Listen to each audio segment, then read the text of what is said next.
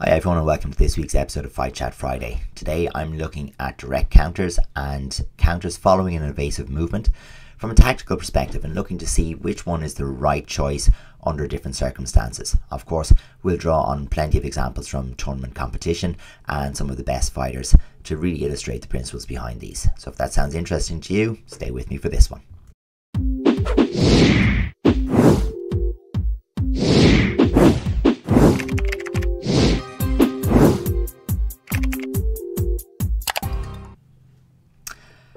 So today is a little bit different. I'm short or -1 Richie, who's got a little bit of tonsillitis, so his voice doesn't sound so great for YouTube. So today I'll go solo and we'll really look at the idea of direct counters, so countering without preparatory movement backwards, or evasive counters, where we're going to look to move backwards or get off the line or make some movement before we bring about the counter.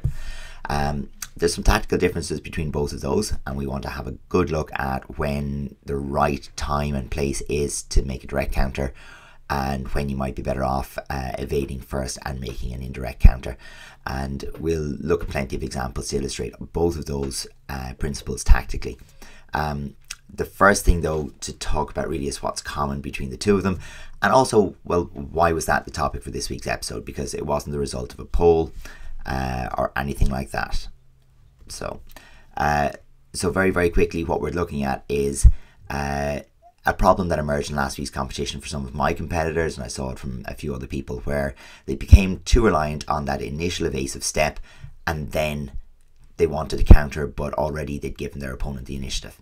So it's not that there's anything wrong with evading first before you counter. In fact, it can be super effective for a lot of people. The problem is when there isn't an intention behind it, and it's just a reaction that I'll move backwards to get out of the way first and then do whatever it is I want to do, rather than having a plan and having an intention. So some prerequisites that we have before we get stuck into it. The first one being, you can't really afford to wait. Okay, so if you find yourself a little bit stuck to the back edge, you're waiting for the right moment to make a counter, it allows your opponent to follow through and kind of keep the advantage and keep the pressure. So yeah, there's a lovely hook kick that's thrown here, it doesn't land in the end, but it's allowed Colin on the left to maintain some pressure against Ante, and Ante has to kind of do something right at the edge of the ring before he exits. So here we can see Andre Lee getting caught flat-footed as such, and his opponent gets a nice advantage, is able to get into the blitz and even finish on the dolio. Andre, we have an example later on where he counters very, very well in exactly these circumstances, but here it's being a little flat-footed, it's not proactive, and we're not setting it up. So let's start with some of the evasive counters. Okay, so we're going to start off with moving backwards and evading, and the advantages that you can get out of that. So the first thing is we're going to have that little bit of a backward movement, and here it's Jack Eilerston in red taking a little step back off of the initial attack. What it's doing for him in this instance is it's allowing a pattern to repeat. So his opponent goes, oh, that was successful, I'll pick up my front leg again, create a little bit more forward pressure, and what happens is it allows him to set up his counter. Sometimes we need this just to buy ourselves a little bit of time, but it also allows us to set a repeating pattern, and that can make some counters easier to take. Here we have Julio Carlos setting up initially hands and later at the legs, where what he's doing is he's pulling in a particular direction and almost fixing his opponent's mind on, I need to follow, this is where he's going to go, and the pattern again repeats. So the first two examples have been around setting a repeating pattern for your opponent to fall into, which can make the follow-on counter just a little bit easier to do. Here we have just a change of distance, and what this does is it allows your opponent to run out of steam.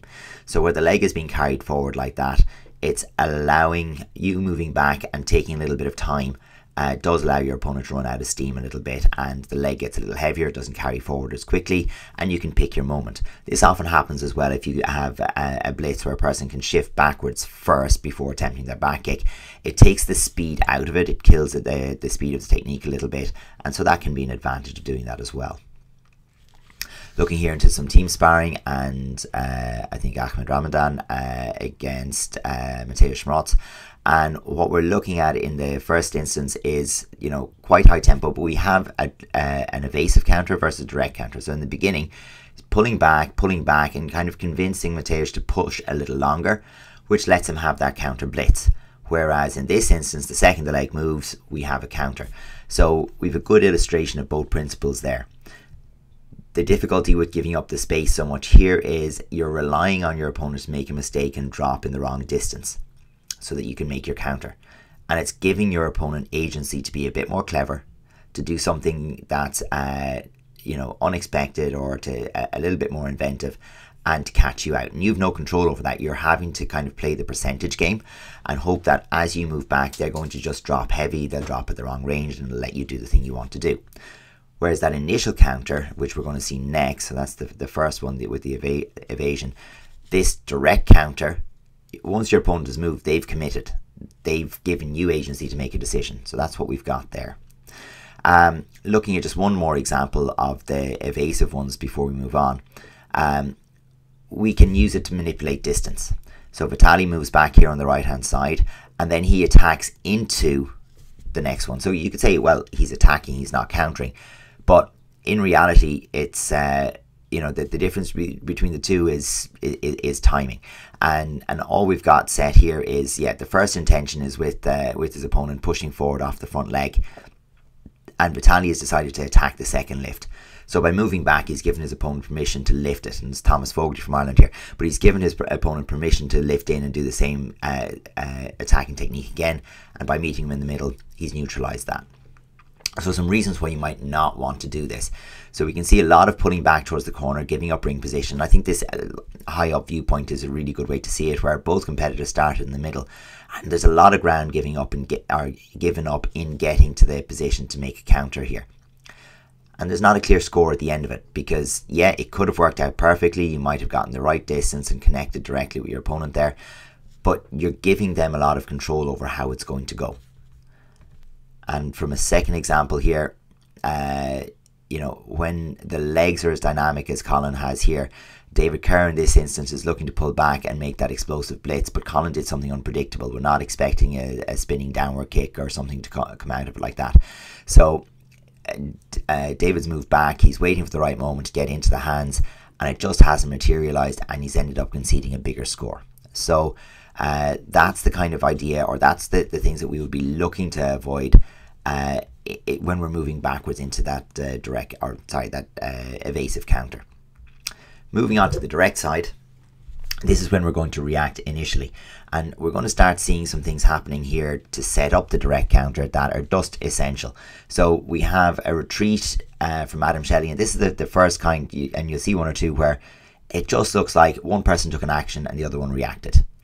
And that's sometimes true, but generally speaking, that blitz is going to be invited. The head will have leaned forward, the body positioning will suggest a blitz is a good idea, and Adam will have been in a long stance, and he'll be able to retreat into that stance to buy space for that counter.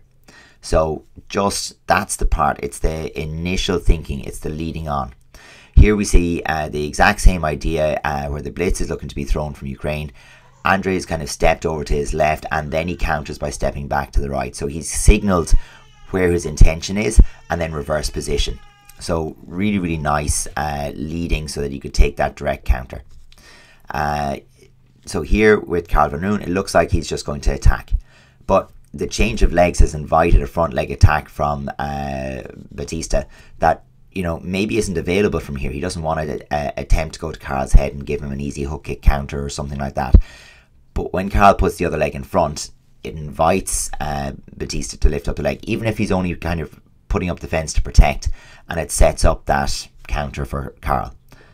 Same kind of notion here. We're taking it onto an attacking sense, and we have what we call in Ireland mooching in. It's basically squeezing a few inches of space to put your opponent under pressure to make a reaction. And we've moved on to another one there. So all he's done is he said, okay, you need to kick me now, you're out of space, which has kind of given him the opportunity to go to hands. We see the same exact kind of process from Maciej Zuk here. So he goes a little closer to where his opponent feels he has to kick.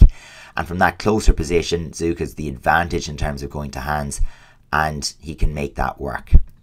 We have the same option going backwards where it's pulling. Okay, so Neil is just shifting backwards and inviting Cosman to come forward, and it allows him to take that back kick. So it's making a little bit of distance for your opponent to step into, and as they step, the back kick is available. we have both sides here setting traps. And again, we're back into that match with Ahmed and Mateusz Mroz. But the what we're looking at is in the first instance, Ahmed is setting up a defensive kick, and here we can see Mroz leaning in, and as the blitz comes, a kind of an unorthodox switch back front kick. But the idea is very, very simple. He's signaled, okay, I want that, so that we can have that counter. And again, looking at the very, very first part, we're pulling back, inviting that long side kick, which he can then go over. And those are the kind of preemptive movements. And the point to all of that is you're proactive. You're not waiting. You're not caught, as we had in the early examples, standing still and waiting to see what your opponent does. Whoever starts has that 0.2 of a second of an advantage, and you just won't react fast enough before the kick connects. But by leading your opponent on and giving them a signal of where you're going to be or what you're going to be doing, it's giving you an opportunity to invite an attack that you can predict and then make a counter. Just finishing with one on the direct side of it. Sometimes, yes, it's just a reaction, but the reaction doesn't come out of nothing. We can even see how Shimon on the right sets his feet for this shot.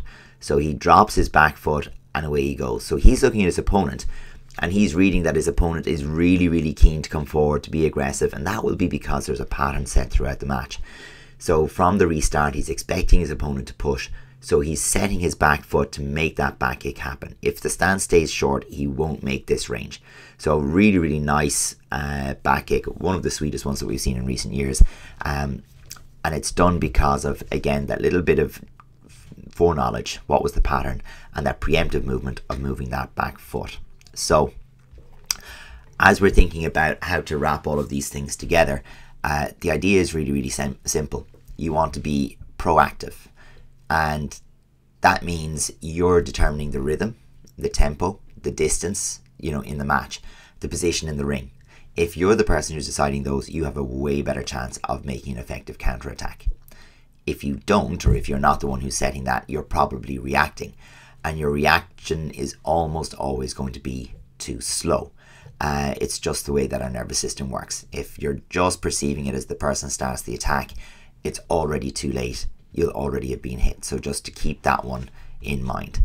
The next thing to say is that we will have our members section today, and what we'll be talking about in the members section is a little bit of how to reflect on competition, because we've just had one, and before the competition we were talking about what we're going to do in preparing for a competition. And the next thing, whether you're a coach or an athlete, should be, of course, how to reflect. So we're going to, and that's actually what led to this video today. So we're going to do a little bit of work on reflection in our member section. So if that's something that you haven't done or that isn't part of your usual practice as a coach or as an athlete, come on over to the member section, have a look at that, and I think you'll find it very, very helpful and very useful. Otherwise, folks, today that is all that we have. Let us know what you thought down in the comments. Tell us what you'd like for next week or what you'd like us to look into if there's something that jumps out at you. And other than that, we'll see you next Friday.